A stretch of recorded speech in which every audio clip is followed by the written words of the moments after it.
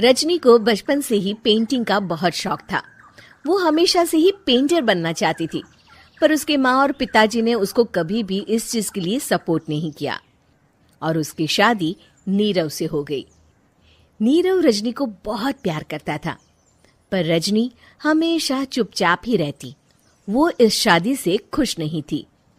वो ये शादी नहीं करना चाहती थी। उसे तो हमेशा से पेंटर जो बनना था। अपने इस सपने को वो नहीं पूरा कर पाई, इसलिए वो हमेशा उदास रहती थी। रजनी, बहुत ही बढ़िया फिल्म लगी है, कल देखने चले? नहीं जी, कल मुझे बहुत काम है, मैं नहीं जा पाऊंगी। अच्छा तो कोई बात नहीं, संडे को चलते हैं।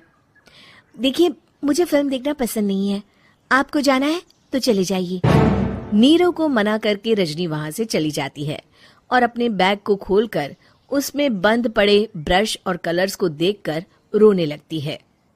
रजनी, चलो ना कहीं बाहर खाने चलते हैं, कुछ तुम्हारी पसंद का। जी, मुझे नहीं जाना, मेरी तबीयत ठीक नहीं है।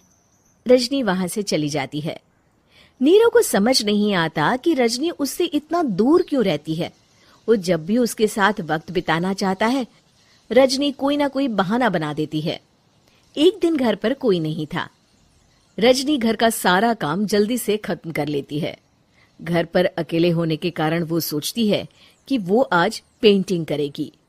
वो अपने कमरे में जाकर पेंट ब्रशेस और कलर्स निकालकर जैसे ही कलर मिक्स कर रही होती है कि दरवाजे पर बेल बज जाती है। अब कौन आ गया इस वक्त?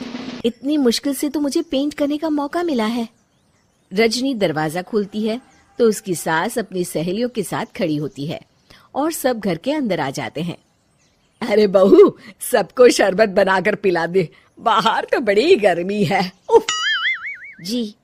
रजनी पेंट ना कर पाने से उदास हो जाती है। उसे गुस्सा भी आ रहा होता है कि उसने इस शादी के लिए हाँ क्यों कह दी। वो रसोई में जा रही होती है कि उसकी सास उसे रोकती है।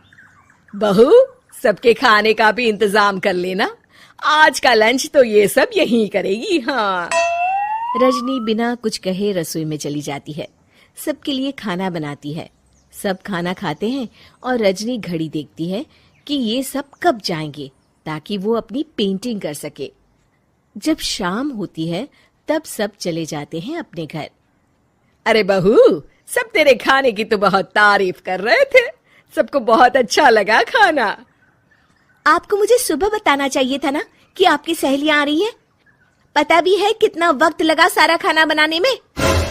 अरे बहू, तू ऐसे कैसे बात कर रही है मुझसे? तो और कैसे बात करूं? मैं इस घर की कोई नौकरानी नहीं हूं कि इतना काम करूंगी। रजनी अपने कमरे में जाकर दरवाजा बंद कर लेती है। शाम को जब नीरव आता है तो उसकी माँ उसे पूरी घटना के बारे में बताती है। क्या रजनी ने आपसे इस तरह बात की माँ? हाँ, और पता नहीं उसे क्या हो गया है, शाम से बाहर भी नहीं आई है। मैंने तो कई बार आवाज दी, खाना भी नहीं खाया उसने। तू ही बात करके देख ले बेटा। नीरव अपने कमरे का दरवाजा खटखटाता है। रजनी, दरवाजा खोलो, मैं हूं। रजनी दरवाजा खोलती है और फिर वापस जाकर अपने बिस्तर पर लेट जाती है। रजनी, माँ से बात करने का ये क्या तरीका है?